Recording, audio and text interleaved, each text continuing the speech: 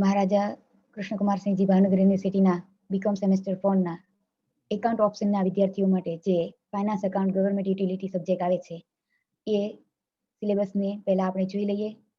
તો unit number 1 છે સામાન્ય વીમા કંપનીના હિસાબો, જેની અંદર દાખલા અને થિયરી છે એ જોવાની હોય. ખાસ કરીને દાખલા પૂછાય છે. આગ વિભાગ, દરિયા વિભાગ અને અન્ય વિભાગના મહેસૂલી ખાતા તૈયાર કરો અને એ પણ પરિશિષ્ટ મુજબ તૈયાર કરો, એવું પહેલું યુનિટ છે. ત્યાર પછી યુનિટ નંબર 2 જેની અંદર નાદારીના હિસાબો એ દાખલાઓ છે અને થિયરી છે એનો અભ્યાસ કરવાનો છે, જેમાં સ્થિતિદર્શક નિવેદન અને તૂટ ખાતું તૈયાર કરવાના દાખલા. ત્યારબાદ યુનિટ નંબર 3 વીજળી કંપનીના હિસાબો, જેની અંદર પણ એક લેખા પદ્ધતિ, દ્વિલેખા પદ્ધતિ મુજબ દાખલાઓ છે એની ગણતરી કરવાની અને એમાં થિયરી છે એનો પણ અભ્યાસ કરવાનો હોય છે. યુનિટ નંબર 4 જે છે એ છે હોટલના હિસાબો. હોટલના હિસાબોની અંદર હોટલનું સ્વરૂપ, એનું વ્યવસ્થા તંત્ર અને આવક ખર્ચ તેમજ હિસાબો રાખવાની જે પદ્ધતિ છે એની વાત કરવાની છે. અને એ જ યુનિટ નંબર 4માં અનામત અને જોગવાઈ, એમાં એ અનામતના જુદા જુદા પ્રકારો અને એના જે પણ અનામત અને જોગવાઈ વિશે અમુક ચોક્કસ જે શબ્દો આપ્યા છે એનો ખ્યાલ મેળવવાનો છે. તો આજથી આપણે આ સિલેબસ છે એની શરૂઆત કરીએ છીએ. એમાં પહેલું જે યુનિટ છે યુનિટ નંબર 1 સામાન્ય વીમા કંપનીના હિસાબો. તો આપણે સૌથી પહેલા એના થિયરી અને જે પારિભાષિક શબ્દો સમજવાના છે એની વાત કરશું.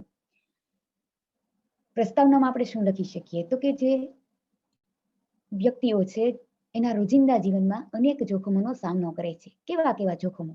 તો કે માલ મિલકત છે એમાં આગ લાગવી, દરિયાઈ તોફાનથી માલને નુકસાન થવું, મોટર કારમાં અકસ્માત થવું અથવા મૃત્યુ થવું, આવા ઘણા બધા જોખમો માનવના જીવન સાથે સંકળાયેલા છે. હવે જ્યારે કોઈ માલ મિલકતને નુકસાન થાય છે તો એમાં આર્થિક નુકસાન સામે વળતર મળી રહે એવી જે વીમા પોલિસી લેવામાં આવે છે.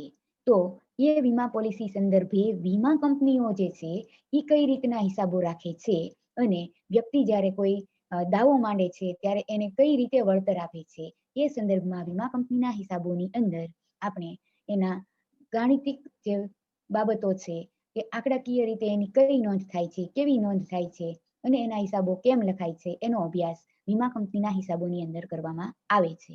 તો વ્યક્તિઓને જીવનમાં રહેલા જોખમો સામે વળતર મેળવવા માટે એ વીમો ઉતરાવે છે અને એ જે વીમો ઉતરાવે છે ત્યારે વીમા કંપની પાસે એ જાય છે અને જોખમ સામે વીમો લે છે.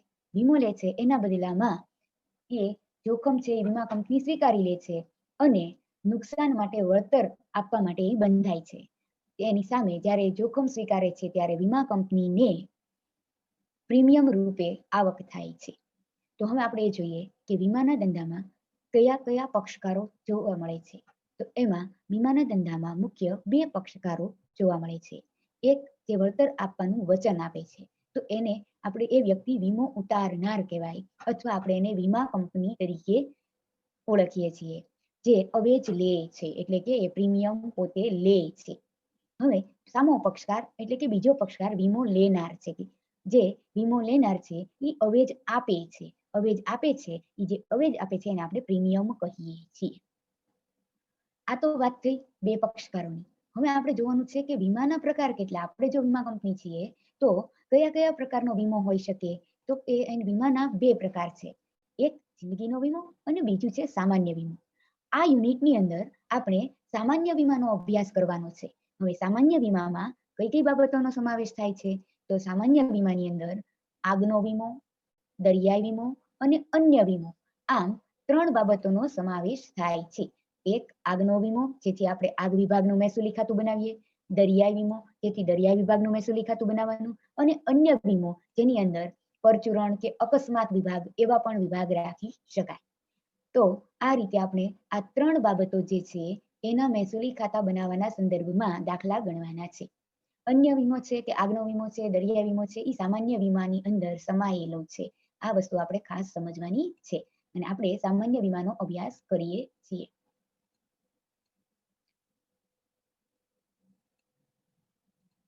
ત્યારબાદ હવે આપણે એ જોવાનું છે કે સામાન્ય વીમાની મુદત કેટલી હોય છે. સામાન્ય વીમાની મુદત મોટા ભાગે 1 વર્ષની હોય છે. ખાસ આ વસ્તુ આપણે ધ્યાનમાં લેવાની છે અને એટલે જ 1 વર્ષ માટે આપણે વીમો ભરીએ છીએ તો 1 વર્ષ માટે વીમા કંપની બંધાયેલી છે કે પોતે વળતર આપશે જો કોઈ જોખમ ઊભું થાય તો. હવે આપણા હિસાબોની વાત કરીએ. મહેસૂલી ખાતું. વીમા કંપનીનું મહેસૂલી ખાતું કેવું છે એનો આપણે જો અહીંયા નમૂનો જોઈએ તો સૌથી પહેલા વીમા કંપનીનું નામ હોય છે, હિસાબી વર્ષ લખવાનું છે અને જે વિભાગનું મહેસૂલી ખાતું છે એ અહીંયા લખવાનું છે. ધારો કે તમે દાખલાની અંદર એવું કહેવામાં આવ્યું છે કે આગ વિભાગનું મહેસૂલી ખાતું, તો અહીંયા આપણે આગ વિભાગ લખવાનું. અને જો દરિયાઈ વિભાગ કીધો હોય તો દરિયાઈ વિભાગનું મહેસૂલી ખાતું એવું આપણે અહીંયા લખવું પડે. તો અહીંયા વિભાગની અંદર આપણને જે વિભાગનું કીધું છે એ વિભાગનું મહેસૂલી ખાતું લખશું. ત્યાર પછી હવે મહેસૂલી ખાતામાં કઈ કઈ બાબતોનો સમાવેશ થાય છે તો એમાં સૌથી પહેલું છે મહેસૂલી ખાતામાં વીમા કંપનીની આવક, પ્રીમિયમની આવક છે. ત્યાર પછી છે અન્ય આવકો, જેની અંદર જેમ કે અહીંયા તમને એક ઉદાહરણ આપ્યું છે મોટર કાર વેચાણનો નફો. વ્યાજ ડિવિડન્ડની આવક લખવાની છે પણ વ્યાજ ડિવિડન્ડની આવક લખતી વખતે એમાંથી કરવેરો બાદ કરીને લખવાનું છે. આમ તમારી કુલ આવક ભેગી થશે જેમાં તમે પ્રીમિયમની આવક, વ્યાજની આવક ને અન્ય કોઈ પણ રીતે આવક થઈ હોય તો એનો સમાવેશ કરશો. ત્યાર પછી દાવાઓની વાત કરવાની છે. ચૂકવેલ દાવા, કમિશન અને વહીવટી ખર્ચા અને અન્ય ખર્ચા. એનું પણ એક અહીંયા ઉદાહરણ તમને આપ્યું છે કે ફર્નિચર વેચાણનું નુકસાન. એટલે કુલ તમારા ખર્ચ બનશે અને કુલ આવકમાંથી કુલ ખર્ચ બાદ કરો એટલે તમને નફો મળે છે. તો આ તો વાત થઈ મહેસૂલી ખાતાની. પણ આ મહેસૂલી ખાતાના જે તમામ શબ્દો આવ્યા છે, પ્રીમિયમ છે, વ્યાજ ડિવિડન્ડ છે, દાવા છે, કમિશન છે, તો આ બધી વસ્તુને આપણે વિગતે સમજવાની છે. અને આ જે પરિશિષ્ટ નંબર આપ્યા છે એ તમામ પરિશિષ્ટ તૈયાર કરશું ત્યારે તમને અહીંયા રકમ રૂપિયા છે એ મૂકવાની રકમ છે એ મળે છે. તો અહીંયા જે રકમ આવશે એ કઈ આવશે તો કે પરિશિષ્ટ બનાવશું આપણે જે પરિશિષ્ટ નંબર 1, 2, 3, 4, તો એ 4 ની જે કોઈ આંકડાઓ આવશે એનો આપણે અહીંયા સમાવેશ કરશું અને નફો નુકસાન શોધવાના છે. તો ચાલો હવે આપણે આ બધા જ પરિશિષ્ટની અંદર જે શબ્દો આવે છે એ પેલા શબ્દોને સમજી લેવાના અને ત્યાર પછી આપણે પરિશિષ્ટ છે એની અંદર સમજી શકશું કે આ શબ્દ કેવી રીતે પ્લસ થયો, કઈ રીતે માઇનસ થયો. સૌથી પહેલો શબ્દ છે પ્રીમિયમ. પ્રીમિયમ એ વીમા કંપની માટે આવક છે, સૌથી મુખ્ય અને મહત્વની આવક. વીમાના કરારની અંદર વીમો ઉતારનાર વીમા કંપની જે છે એ સામે પક્ષકાર જે વીમો લે છે એના પાસેથી જોખમના બદલામાં નુકસાન ભરપાઈ કરી આપવામાં આવશે એવું વચન આપે છે અને એના બદલામાં એને આવક થાય છે એ આવક પ્રીમિયમ નામે ઓળખાય છે. એટલે કે પ્રીમિયમના નામે ઓળખાતી ચોક્કસ રકમના બદલામાં જોખમ છે એની સામે થતું નુકસાન ભરપાઈ કરી આપવાનું વચન અપાય છે. તો અહીંયા આપણે જોવાનું કે પ્રીમિયમ આપણે વીમા કંપની તરીકે હિસાબો લખવાના છીએ તો પ્રીમિયમ આવક છે. પછી દાવા, તો કે વીમા કંપનીએ જેટલા વ્યક્તિઓનો વીમો ઉતાર્યો છે અને એ વીમો ઉતાર્યો છે ત્યારે એને જોખમ સ્વીકાર્યું છે અને જોખમ સ્વીકારે છે ત્યારે પછી જો કોઈ વ્યક્તિ છે એનો અકસ્માત થાય કે માલને નુકસાન થાય કે મિલકતને નુકસાન થાય તો એ દાવો માંડે છે અને ત્યારે વીમા કંપની તરીકે રકમ ચૂકવવી પડે છે કે જે જોખમ ઊભું થયું છે એની સામે એને આર્થિક રીતે નુકસાન થયું એનું વળતર આપવું પડે છે. એટલે વીમા કંપની માટે ચૂકવેલ દાવા ખર્ચ છે. કમિશન, તો હવે જુઓ કોઈ પણ વીમા કંપની છે તો એજન્ટ મારફતે પોતાનો ધંધો કરશે અને જ્યારે એજન્ટ છે એ પોતે કોઈ વ્યક્તિને લઈને આવે છે, વીમો ઉતરાવવાની પ્રોસેસ કરે છે, તો એ બધું કરવાના બદલામાં એજન્ટને કમિશન આપવું પડે અને આપણે જ્યારે વીમા કંપની તરીકે હિસાબો તૈયાર કરશું તો એ કમિશન વીમા કંપની માટે ખર્ચ બને છે. તો અહીંયા બે ખર્ચની વાત કરી આપણે, એક ચૂકવેલ દાવા પણ ખર્ચ છે અને કમિશન પણ ખર્ચ છે. અને વીમા કંપનીના જુદા જુદા વહીવટી ખર્ચાઓ જે છે એ પણ આપણને અહીંયા આપેલા છે. તો આ બધા ખર્ચાઓ છે એ વહીવટી ખર્ચામાં એનો સમાવેશ થાય છે. ખાસ જે વસ્તુ સમજવાની છે, પ્રીમિયમ બાદ પુનઃ વીમો.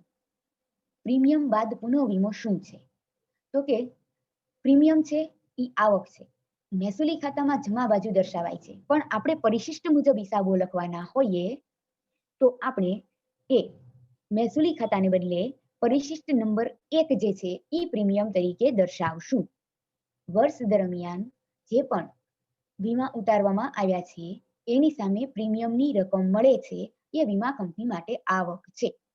હવે જો વીમા કંપની છે એ બધાનું જોખમ પોતે સ્વીકારે છે, પણ એને જ્યારે વીમા કંપનીને એમ લાગે કે આ જોખમ મારા માટે વધુ છે, ત્યારે તે વીમા કંપની અન્ય વીમા કંપનીને પોતાનું જોખમ સોંપે છે. અને જ્યારે પોતાનું જોખમ અન્ય વીમા કંપનીને સોંપે ત્યારે એને પુનઃ વીમો કહેવાય. અને પુનઃ વીમો કરવામાં આવે ત્યારે પ્રીમિયમ જે છે એ આપી દેવું પડે, એટલે એ આપેલ પુનઃ વીમાનું પ્રીમિયમ બને છે.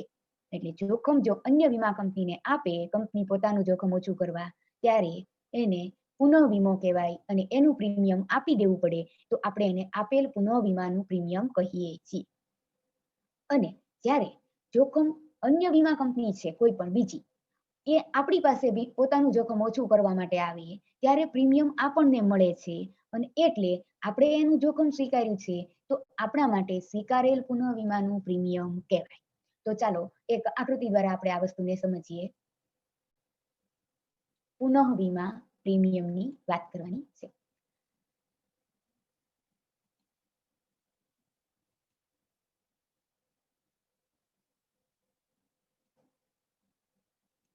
જો અહીં આપણે ઉદાહરણ તરીકે એ વીમા કંપની, એ ઇન્સ્યોરન્સ કંપની આપણે છીએ. હવે આપણે વીમા કંપની તરીકે જોઈએ તો સૌથી પહેલા એક એક્સ કસ્ટમર છે, એ આપને ત્યાં વીમો ઉતરાવવા આવે છે. હવે વીમો ઉતરાવવા આવે છે ત્યારે એક ઝેડ એજન્ટ જે છે એ એને સાથે રાખે છે અને તમામ પ્રોસેસ કરાવે છે. એટલે હવે શું થશે તો કે પ્રીમિયમ જે છે એ આપણે ત્યાં ભરશે, એટલે આપણી પાસે પ્રીમિયમની આવક થશે. અને એની સામે જે એજન્ટ છે એ એક્સ કસ્ટમરને લઈને આવે છે, એટલે આપણે એજન્ટને કમિશન છે એ ચૂકવવું પડશે. તો જ્યારે પણ પ્રીમિયમની આવક થાય અને કમિશન છે એ વખતે ખર્ચ થશે. આ જે એક્સ કસ્ટમર સાથે આપણે કામ કર્યું અને ઝેડ એજન્ટ દ્વારા કરવામાં આવ્યું, તો એ આપણા માટે કસ્ટમર અને એની સામે વીમા કંપની, તો એ આપણા માટે એક સીધા ધંધાનું કામ કહેવાય. એટલે કે આપણે વીમા કંપની તરીકે કામ કર્યું છે. હવે બીજી વાત તો કે આપણે એ વીમા કંપની છીએ, આપણે બધાનું જોખમ છે એ સ્વીકાર્યું છે. હવે એવી જ રીતે કોઈ એક જોખમ એવું છે કે જેને આપણે એમ કહી શકાય કે આપણા માટે ખૂબ મોટું છે. એટલે ધારો કે કોઈ વ્યક્તિ છે આપણે ત્યાં આવે છે, આપણે અત્યારે પહેલા સીધા ધંધાની અંદર કોઈ એક વ્યક્તિનું જોખમ સ્વીકાર્યું, 50 લાખ રૂપિયાનું જોખમ છે.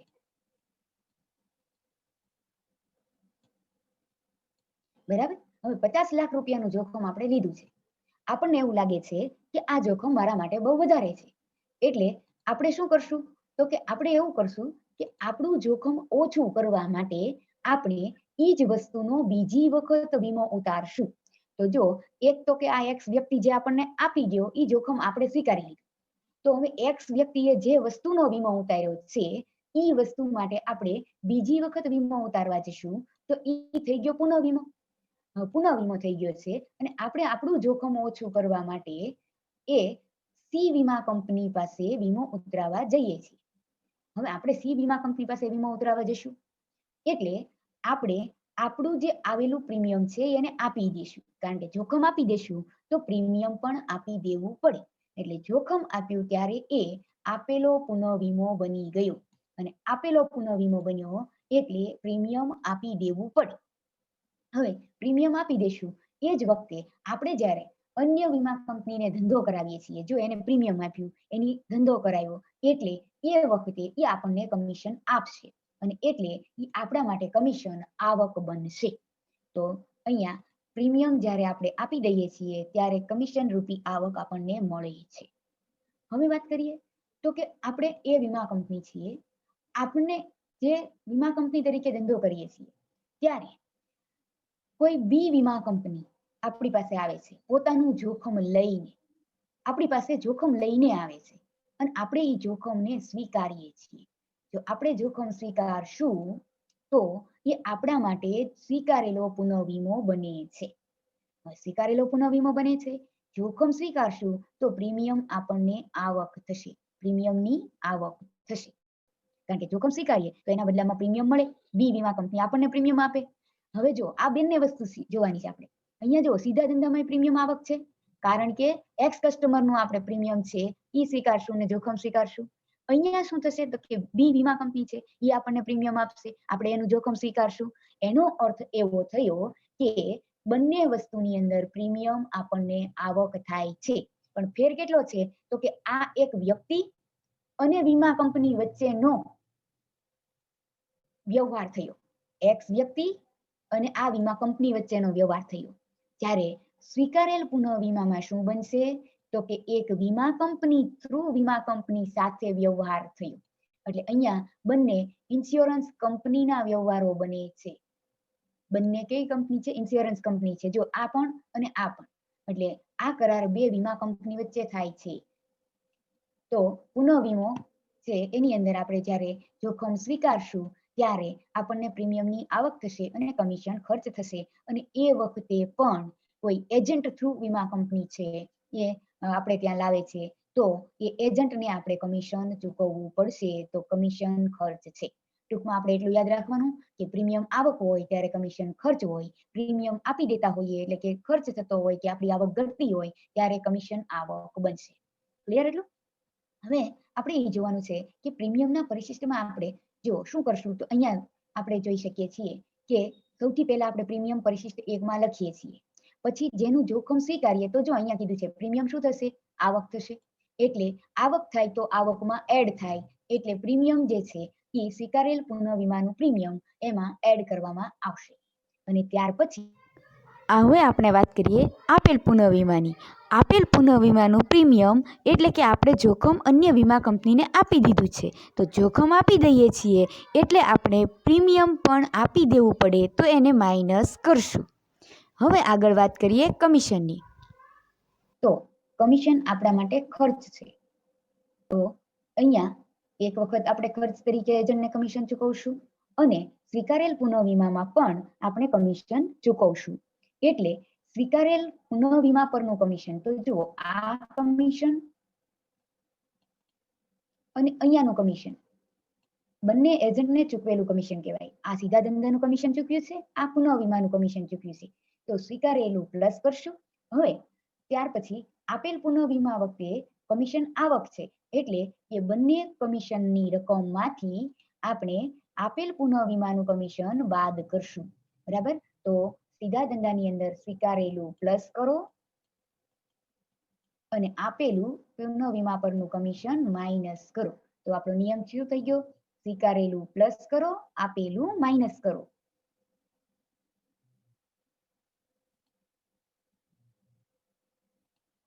ચાલો ત્યાર પછી હવે આપણે સમજવાનું છે પુનઃ વીમાની વસૂલાત. સૌથી પહેલા એ સમજીએ કે આપણે એક વીમા કંપની છીએ, આપણે કોઈનું જોખમ સ્વીકાર્યું છે. જોખમ સ્વીકાર્યું છે એટલે આપણે દાવા તરીકે ખર્ચ પણ સ્વીકારવો પડે અને ચૂકવવો પણ પડે, અને એટલે દાવાનો ખર્ચ આપણે ચૂકવશું. હવે આપણે દાવાનો ખર્ચ ચૂકવવાનો થયો છે. ધારો કે કોઈને આપણે 10 લાખ ચૂકવવાના થયા.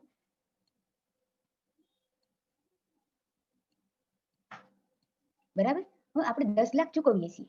આપણા માટે એ ખૂબ મોટું જોખમ હતું, એટલે આપણે શું કર્યું હતું તો કે આપણે એના માટે પુનઃ વીમો છે એ કરાવેલો હતો. કોની પાસે? તો કે સી વીમા કંપની પાસે. આપણે આ કસ્ટમર એક્સ કસ્ટમરને પહેલા 10 લાખ રૂપિયા ચૂકવી દઈશું, કારણ કે એને આપણને શું માંડ્યો? દાવો માંડ્યો આપણી પાસે. દાવો માંડ્યો એટલે આપણે એક્સ કસ્ટમરને રૂપિયા ચૂકવી દઈશું. રકમ ચૂકવાઈ જાય પછી હવે આપણે એ જ વસ્તુ માટે જે પુનઃ વીમો કર્યો હતો એટલે એ રકમ આપણે પાછી લેશું. કોની પાસેથી પાછી લેશું? તો કે સી વીમા કંપની પાસેથી આપણે રકમ મેળવશું. આ રકમ મેળવશું એટલે આજે આપણે દાવાનો ખર્ચ કર્યો હતો 10 લાખ રૂપિયા, તો એ 10 લાખ રૂપિયા છે એ આપણે આની પાસેથી વસૂલ કરી લેશું. તો દાવાની રકમ છે એ આપણને મળી જશે પાછી. એટલે આપણે શું કામ પાછી મળશે? કારણ કે આપણે આપેલ પુનઃ વીમો એનું જોખમ આપણે સી વીમા કંપનીને આપી દીધું. હવે સી વીમા કંપનીને જોખમ આપ્યું હતું એટલે પ્રીમિયમની આવક સી વીમા કંપનીને થયેલી, એટલે દાવો ચૂકવવા માટે જવાબદાર કોણ બને? સી વીમા કંપની. તો સૌથી પહેલા એક્સ કસ્ટમરે આપણી પાસે વીમો ઉતરાવ્યો હતો એટલે આપણે એનો દાવો સ્વીકારી લીધો અને એને રકમ ચૂકવી દીધી. હવે એ રકમ ચૂકવાઈ જાય ત્યાર પછી આપણે વસૂલ કોની પાસેથી કરવાની થાય? તો કે સી વીમા કંપની પાસેથી. એટલે હવે સી વીમા કંપની આપણને રકમ ચૂકવશે. આપણને રકમ ચૂકવે છે એટલે આપણને ઈ 10 લાખ પાછા મળી જાય છે. જેનાથી શું થશે કે આપણી જે દાવાની રકમ છે, ચૂકવેલ દાવાની રકમ એ ઘટી જાય છે. કારણ કે આપણે પહેલા જુઓ બધાના થઈને 50 લાખના દાવા ચૂકવ્યા હોય અહીંયા, બરાબર? આપણે બધાના થઈને 50 લાખના દાવા ચૂકવ્યા છે. એમાંથી આ 10 લાખનો દાવો છે, આની રકમ આપણને સી વીમા કંપની પાસેથી પાછી મળી જાય છે અહીંયા. તો એ પાછી મળશે તો હવે 10 લાખની રકમ છે એ આપણને મળી જાય છે. તો હવે આપણે ચૂકવેલ દાવાની રકમ કેટલી થઈ કહેવાય? તો કે 40 લાખ. તો આપણો દાવા અંગેનો ખર્ચ છે એ ઓછો થઈ ગયો. તો આ રીતે પુનઃ વીમાની રકમ મળે ત્યારે એ રકમથી દાવાનું ખર્ચ ઓછું થાય છે. એટલે એમ કહી શકાય કે પુનઃ વીમાથી રકમ એ મળવાથી ચૂકવેલ દાવા છે એની રકમ ઓછી થઈ જાય છે. અને જ્યારે પુનઃ વીમાની રકમ મળે છે ત્યારે એને આપણે બીજા શબ્દોમાં પુનઃ વીમા વસૂલાત કહીએ છીએ. શું કહીએ છીએ? પુનઃ વીમા વસૂલાત. એટલે વીમો ચૂકવી દીધો અને પછી એને વસૂલ કરી લીધું અન્ય વીમા કંપની પાસેથી કે જેને આપણે જોખમ આપી દીધું હોય, જેની સાથે આપણે પુનઃ વીમો કર્યો હોય. બરાબર? ચાલો, તો આપણે બે બાબતો જોઈ લીધી, પુનઃ વીમો અને પુનઃ વીમાની વસૂલાત. આ બે શબ્દો આપણે જોઈ લીધા છે. હવે આપણે આપણા પરિશિષ્ટની અંદર જઈએ તો જુઓ અહીંયા આપણા પરિશિષ્ટ નંબર 1 છે પ્રીમિયમ. તો એ આપણી આવક છે. હમણાં જ આપણે શીખી ગયા કે કોઈનું જોખમ સ્વીકારીએ તો પ્રીમિયમ આપણા માટે આવક બને અને એટલે પ્રીમિયમ છે એને આપણે આવક તરીકે નોંધીએ છીએ. ત્યારે પ્રીમિયમમાં પ્રીમિયમની આવક પ્લસ થતા સ્વીકારેલ પુનઃ વીમાનું પ્રીમિયમ પ્લસ થાય અને એવી જ રીતે આપેલ પુનઃ વીમાનું પ્રીમિયમ માઇનસ થાય. પછી હવે આપણે નિયમ તો ખ્યાલ જ છે, સ્વીકારેલું પ્લસ કરો, આપેલું માઇનસ કરો. ટૂંકમાં આવું યાદ રાખી શકાય. અને મળવાનું બાકી જો ગયા વર્ષનું હોય તો એ આપણે માઇનસ કરશું શરૂનું ગણીને, અને ચાલુ વર્ષનું હોય તો એ પ્લસ કરશું. તો જુઓ હવે આ તમને કેવી રીતે ખબર પડશે ચાલુ વર્ષનું છે કે ગયા વર્ષનું છે? તો આવું જોઈ શકાય. શરૂનું માઇનસ કરો એટલે એ ગયા વર્ષનું હોય, આખરનું પ્લસ કરો જે આ વર્ષનું હોય. આને આપણે આવી રીતે પણ જોઈ શકીએ કે ધારો કે આપણને કીધું છે કે 2010ના વર્ષનું મહેસૂલી ખાતું બનાવો. કયા વર્ષનું કીધું છે? 2010ના વર્ષનું.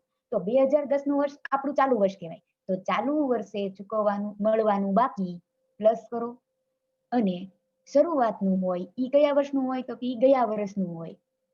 એટલે અહીંયા ગયા વર્ષનું ગણીએ તો પણ એને શું કરવાનું થાય? માઇનસ કરવાનું થાય. તો એક નિયમ એવો પણ બની ગયો, શરૂનું માઇનસ કરો, આખરનું પ્લસ કરો. ગયા વર્ષનું માઇનસ કરો, ચાલુ વર્ષનું હોય તો પ્લસ કરો. બરાબર? આવું તમે અગાઉના ધોરણમાં ભણી ચૂક્યા છો. હવે ત્યાર પછી શબ્દ આવે છે બાકી જોખમ માટેનું અનામત, અને એનામાં બીજું છે વધારાનું અનામત. તો બે પ્રકારના અનામત આપણે જોવાના છે. તો ચાલો આ શબ્દને પણ સમજી લઈએ.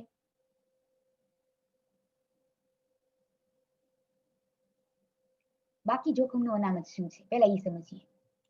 તો કે આપણે આગનો વીમો લઈએ, દરિયાઈ વીમો લઈએ કે કોઈ પણ પ્રકારનો વીમો લીધો છે, એની પ્રીમિયમની રકમ પહેલા આપણે ભરી દઈએ છીએ અને એ પ્રીમિયમની રકમ પહેલેથી જ વસૂલ કરવામાં આવી હોય. સામાન્ય વીમો વગેરે વીમાઓ 1 વર્ષની મુદતના હોય છે. બરાબર? તો આ તો વાત આપણે શરૂઆતમાં પણ કરી દીધી. ધારો કે આપણે 31/12/10ના રોજના હિસાબો તૈયાર કરીએ છીએ. 31/12/10ના હિસાબો તૈયાર કરશું. હવે ધારો કે કોઈ પોલિસી છે, એની મુદત 18/1/11 છે. એટલે કે આ પોલિસી ભવિષ્યમાં પાકવાની છે. આ મુદત વહી જાય પછી 31/12 પછી પાકવાની છે. તો આવી જે પોલિસી છે કે જેની મુદત છે કે એની પાક્યા તારીખ છે એ ભવિષ્યની છે, તો એના માટે પોલિસી છે એ જ્યારે પણ એની મુદત પૂરી થશે ત્યારે ચૂકવવાની થશે. તો એ રકમ ચૂકવવાની થવાની છે ભવિષ્યમાં, એ માટે આપણે જે અનામત રાખીએ છીએ તો એવા અનામતને બાકી જોખમનું અનામત કહે છે. હવે સૌથી પહેલા તો આપણે જેની મુદત પૂરી થઈ નથી એવું શબ્દ સમજીએ. કેમ હમણાં આપણે કીધું કે 31/12 આપણે હિસાબો લખતા હોઈએ અને એની પોલિસી પાકે છે, એ તો જાન્યુઆરીમાં પાકવાની છે, એટલે એ મુદત પૂરી થઈ કહેવાય નહીં. તો એવી જે મુદત પૂરી થઈ નથી એના માટે પ્રીમિયમ છે એ આપણને ક્યારે મળ્યું હોય? તો કે ચાલુ વર્ષે, અને આપણે એને મહેસૂલી ખાતામાં લખી લીધું હોય. તો એવી પોલિસી માટે જોખમ માટે ચાલુ વર્ષના નફામાંથી જોગવાઈ કરવામાં આવી છે.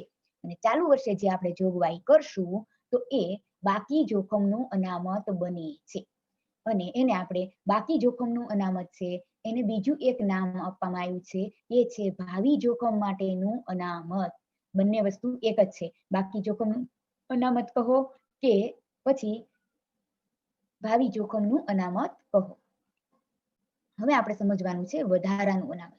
તો જો આગ વિભાગ માટે, અકસ્માત વિભાગ માટે તો આપણે ભાવિ જોખમનું અનામત છે એ કેટલું રાખવાના છીએ તો કે 50%. આચાર સંહિતા મુજબ કહેવામાં આવે તો પણ 50% અનામત બને છે. અને સાથોસાથ દરિયાઈ વીમો હોય ત્યારે 100% અનામત રખાય છે. પણ કયું? ભાવિ જોખમ માટેનું કે બાકી જોખમ માટેનું. એટલે કે આ જે અનામત આપણે સમજ્યા એ. હવે આપણે એ જોવાનું છે કે વધારાનું અનામત શું છે તો કે આ બાકી જોખમનું અનામત રહી જાય, બની જાય પછી જે સદ્ધર વીમા કંપનીઓ છે એ વધારાનું અનામત રાખે છે. કારણ કે જોખમ ખૂબ વધારે હોય એવી શંકા હોય ત્યારે વધારાનું અનામત રાખવું પડે છે. પણ હવે વધારાનું અનામત રાખશું તો કેટલું? તો કે કાયદા મુજબ સામાન્ય અનામત સામાન્ય રીતે ચોખ્ખા પ્રીમિયમના 10% સુધી રાખી શકાય. તો ચોખ્ખા પ્રીમિયમના 10% વધારાનું અનામત રાખી શકાય અને એને પાકા સરવૈયામાં મૂડી દેવા બાજુ દર્શાવાય છે. હવે આપણે સમજવાનું છે વ્યાજ, ડિવિડન્ડ. તો વીમા કંપની માટે આવકનું બીજું એક સાધન છે વ્યાજ. જ્યારે વીમા કંપની કોઈ જગ્યાએ રોકાણ કરે છે તો એના ઉપર મળતું વ્યાજ કે ડિવિડન્ડ એ વીમા કંપનીની આવક બને છે અને એને પણ મહેસૂલી ખાતામાં દર્શાવવામાં આવે છે. હમણાં જ આપણે જ્યારે મહેસૂલી ખાતું જોયું ત્યારે એમાં આવક તરીકે દર્શાવ્યું હતું. જ્યારે પરિશિષ્ટ મુજબ જ્યારે આપણે મહેસૂલી ખાતું નથી બનાવતા ત્યારે એને જમા બાજુ દર્શાવીએ છીએ, ખાતર તરીકે દર્શાવીએ ત્યારે. અને વ્યાજ ડિવિડન્ડની જે આવક થાય છે એમાંથી આવકવેરો બાદ કરીને ચોખ્ખી રકમ બતાવવામાં આવે છે. તો આ વાત થઈ વ્યાજ ડિવિડન્ડની આવકની. હવે આપણે જે વાત કરવાની છે નો ક્લેમ બોનસ. પરીક્ષામાં પૂછાય એવી અગત્યની ટૂંકનોંધ છે. સામાન્ય રીતે વીમા પોલિસીની મુદત 1 વર્ષની હોય છે. દર વર્ષે આ પોલિસીનું પ્રીમિયમ આખા વર્ષ માટે ભરવાનું હોય. વર્ષની શરૂઆતમાં જ તે પ્રીમિયમ ભરીએ છીએ અને જ્યારે 1 વર્ષ પૂરું થાય એટલે ફરી વખત પ્રીમિયમ ભરવાનો વારો આવે. તો એને આપણે શું કહીએ તો કે જ્યારે 1 વર્ષ પૂરું થયા પછી બીજી વાર આપણે પ્રીમિયમ ભરીએ છીએ, બીજી વાર પોલિસી લઈએ છીએ તો તેને આપણે પોલિસીનું નવીનીકરણ કહે છે. અને દર વર્ષે પ્રીમિયમ ભરવું પડે તો આવી રીતે જ્યારે આપણે એક વર્ષ નવા વર્ષે પ્રીમિયમ ભરતા જઈએ તો પોલિસીનું નવીનીકરણ થતું જાય. પણ હવે દર વખતે તો કોઈ કસ્ટમરને જોખમ છે ઊભું થશે તે અને વીમો ઉતરાવવો જ પડે તો એ જાગૃત રહેતો નથી વીમો ઉતરાવવા માટે. અને એટલે વીમા કંપની પ્રોત્સાહન રૂપે વીમો ઉતરાવનારને બોનસ આપે છે. હવે બોનસ કેવું? તો કે જોખમ ઊભું ન થાય અને નુકસાન માટે વીમા કંપનીએ વળતર ચૂકવવું ન પડે. આખું વર્ષ પૂરું થઈ જાય. એટલે શરત એવી છે કે જો ગયા વર્ષે દાવાની રકમમાં પોલિસી પર ચૂકવવાની થઈ ન હોય, એટલે કે કોઈ પોલિસી ચૂકવી ન હોય અને ત્યારે પછી જ્યારે નેક્સ્ટ યર વીમા કંપની પાસે નવું પ્રીમિયમ છે એ ભરવાનો વારો આવે ત્યારે જે ગ્રાહક છે એને બોનસ રૂપે અમુક રકમ કાપી દેવામાં આવે. અને એટલે એ બોનસ રોકડમાં આપવામાં આવતું નથી પણ અમુક કિંમત ઓછી કરી દેવામાં આવે. તો એને શું કહેવાય? પ્રીમિયમમાં ઘટાડા રૂપે બોનસ. અને એને આપણે નો ક્લેમ બોનસ પણ કહીએ છીએ. આવું બોનસ છે એ ક્યાં સુધી મળશે? તો કે જ્યારે તમે દર વર્ષે વીમો ઉતરાવવા જશો તો પહેલા વર્ષે તમે વીમો ઉતરાવ્યો નથી, વીમો ઉતરાવ્યો પણ એના પર કોઈ દાવો માંડ્યો નથી. એટલે આવી રીતે જ્યારે તમે કરો છો કે કોઈ દાવો માંડતા નથી તો એ જે દાવો ઉપસ્થિત નથી થયો તો આવું બોનસ તમને મળવા પાત્ર બને છે. આ બોનસ સતત 3 વર્ષ સુધી દાવો ઉપસ્થિત ન થાય તો 3 વર્ષ સુધી બોનસનો દર વધતો રહે છે. અને એટલે જ પહેલા વર્ષના અંતે જો દાવો ઉપસ્થિત ન થયો તો તમને 10% લેખે વળતર મળે છે. એટલે કે અહીં આપણે એક ઉદાહરણ દ્વારા સમજીએ. ધારો કે તમારે 100 રૂપિયા પ્રીમિયમની રકમ ભરવાની છે અને તમે પહેલા વર્ષે ભરી પણ દીધી. આખું વર્ષ જાય છે, તમે કોઈ દાવો માંડતા નથી અને વર્ષ પૂરું થઈ જતા તમારું પ્રીમિયમ છે એની મુદત પણ પૂરી થઈ જાય છે. હવે બીજા વર્ષે તમે જ્યારે પ્રીમિયમ ભરવા જાઓ એટલે કે વીમાનું નવીનીકરણ કરવા જાઓ છો ત્યારે તમને વીમા કંપની પ્રોત્સાહન આપશે. શું કરશે? 10% તમારી રકમ ઓછી લેશે. એટલે હવે તમારે 10% લેખે 100 ના 10% એટલે 10 રૂપિયા છે એ ઓછા ભરવા પડે છે. ઓછા ભરશો એટલે તમારે કેટલા રૂપિયા ચૂકવવાના થશે? તો કે 90 રૂપિયા ચૂકવવાના થશે. હવે 90 રૂપિયા ચૂકવવાના થાય છે તો તમને 10 રૂપિયા જે વળતર મળ્યું છે પણ એ 10 રૂપિયા રોકડમાં મળતા નથી. એ 10 રૂપિયા રોકડમાં મળતા નથી. પણ કેવી રીતે મળે છે? પ્રીમિયમ ઓછું થઈ જાય છે. હવે તમારે કેટલું પ્રીમિયમ ભરવાનું થયું તો કે 90 રૂપિયા. એટલે પ્રીમિયમમાં ઘટાડા રૂપે બોનસ મળ્યું એવું આપણે કહી શકાય. હવે આવું બોનસ છે ક્યાં સુધી મળશે? તો કે પહેલા વર્ષે તમને 10% બોનસ મળશે, પછી જાઓ એટલે 85 રૂપિયા ભરવાના 15% બોનસ મળશે. ત્રીજા વર્ષે ફરી વખત તમે જાઓ તો 20% બોનસ એટલે 80 રૂપિયા જ ભરવાના થાય, 20% બોનસ મળશે. આવું ક્યાં સુધી? તો કે જ્યાં સુધી દાવો ઉપસ્થિત ન થાય, વીમા કંપનીએ દાવા પેટે કાંઈ રકમ ચૂકવવાની ન થાય ત્યાં સુધી. અને 3 વર્ષ સુધી 20% લેખે વધારો થઈ જાય ત્યારબાદ 20% સ્થિર રહે છે. અને જ્યારે કોઈ દાવો માંડવામાં આવે તો પછી ફરીથી 10% વાળું બોનસ છે એ મળવાપાત્ર બનશે. ત્યાં સુધી 20% છે એ સ્થિર બની જાય છે. હવે આવું બોનસ વીમા કંપની માટે શું છે? તો કે વીમા કંપની માટે બોનસ છે એ ખર્ચ ગણે છે. કારણ કે એને એટલી રકમ પ્રીમિયમની ઓછી આવે છે અને એટલે એ ખર્ચ ગણીને ઉધારે છે. એ રોકડ રકમ નથી આપવામાં આવતી એટલે એને પ્રીમિયમ ખાતે એટલી રકમ લઈ જવાની હોય. તો એવા સંજોગોની અંદર શું થશે? તો કે પ્રથમ બોનસ રોકડમાં ચૂકવવામાં આવે છે, પછી એટલી જ રકમ પ્રીમિયમ પણ મળે છે. એટલે અહીંયા સંયુક્ત નોંધ આપણે આવી કરી શકીએ. તો એના માટેની આમ નોંધ છે અહીંયા તમને આપી છે. તો 100 રૂપિયા પ્રીમિયમના તો આપણે જમા આપવા પડે. એની અંદર 90 રૂપિયા આપણને આવક થશે એટલે આપણે બેંક ખાતે કે રોકડ ખાતે એને ઉધાર કરશું. અને 10% આપણે બોનસ તરીકે આપવાના થશે. તો એ આપણા માટે ખર્ચ છે, એટલી રકમ આપણને મળતી નથી અને એટલે નો ક્લેમ બોનસ ખાતે ઉધાર કરશું અથવા તો પ્રીમિયમના ઘટાડા રૂપે બોનસ ખાતે ઉધાર કરશું. તો અહીંયા આ રીતે આપણી પાસે આમ નોંધ થાય છે. અને બોનસ રોકડમાં ચૂકવવામાં આવતું નથી પણ પ્રીમિયમના ઘટાડા રૂપે ચૂકવાય છે. આ બાબત આપણે યાદ રાખવાની છે. 10 રૂપિયા બોનસના અને 90 રૂપિયા પ્રીમિયમની આવક થાય તો પ્રીમિયમ એટલું 100 ના બદલે કેટલું આવે? 90. એટલે એ પ્રીમિયમના ઘટાડા રૂપે બોનસ કહેવાય. તો આપણે નો ક્લેમ બોનસ છે એ પણ જોઈ લીધું. હવે આપણને પરિશિષ્ટ નંબર 1 છે અને આખા બધા જ શબ્દો છે એ ખ્યાલ આવી ગયો છે. તો આપણી પાસે આખો ચાર્ટ છે તે પરિશિષ્ટ નંબર 1 એની અંદર શું સમાવેશ થાય છે? તો કે પ્રીમિયમ સ્વીકારેલું પ્લસ કરો, આપેલું માઇનસ કરો, ચાલુ વર્ષનું આખરનું પ્લસ કરો, શરૂનું માઇનસ કરો. બાકી જોખમનું અનામત છે એ પહેલા આપણે બનાવવાનું છે 50% લેખે. આખરનું અનામત બનાવવાનું થશે, શરૂનું અનામત આપણને રકમમાં આપ્યું હશે. એટલે આ આપણે બનાવશું ગણતરી કરીને અને આ આપણને રકમમાં આપ્યું હશે. અને ત્યારબાદ અહીંયા જે રકમ આપી છે એમાંથી આ હવાલો આખો કે જેની અસર અહીંયા આવશે 12ની કોલમમાં, આની અસર એ બાદ કરતા ચોખ્ખા પ્રીમિયમની આવક મળે અને આ આવકને આપણે પરિશિષ્ટ નંબર 1 તરીકે મહેસૂલી ખાતામાં દર્શાવવાની થશે અહીં. ત્યાર પછી દાવા અંગેની વાત કરીએ તો ચૂકવેલ દાવા સૌપ્રથમ મૂકી દેવાના. સ્વીકારેલ પુનઃવીમાના દાવા પ્લસ કરો, આપેલ પુનઃવીમાના દાવા માઇનસ કરો. ચાલુ વર્ષના દાવા પ્લસ કરો, ગયા વર્ષના દાવા માઇનસ કરો. અને આપેલ પુનઃવીમા માટે આપણે કયો શબ્દ વાપરીએ છીએ? પુનઃવીમાની વસૂલાત. અને દાવા અંગેનો કોઈ ખર્ચ થાય તો એ પ્લસ કરવામાં આવે છે. અને ચૂકવેલ દાવાની રકમ મળે એટલે તરત જ મળતાની સાથે આપણે એને મહેસૂલી ખાતામાં દર્શાવીએ છીએ પરિશિષ્ટ 2માં. ત્યાર પછી પરિશિષ્ટ નંબર 3 કમિશનનું છે. એમાં સીધા ધંધાનું કમિશન સ્વીકારેલું પ્લસ કરો, આપેલું માઇનસ કરો. એટલે આ જે રકમ તમને મળશે એને તમારે દર્શાવવાની મહેસૂલી ખાતાની અંદર ખર્ચમાં કમિશન પરિશિષ્ટ 3 મુજબ.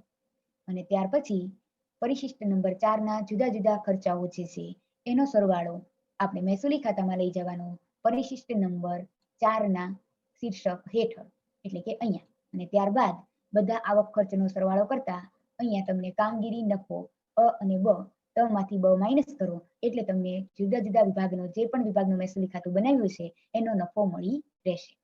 તો અહીંયા આપણે વીમા કંપનીના હિસાબોના તમામ પારિભાષિક શબ્દો અને તેના પરિશિષ્ટની ચર્ચા કરી છે. અને ત્યાર પછીના લેક્ચરમાં હવે આપણે દાખલો જોઈશું.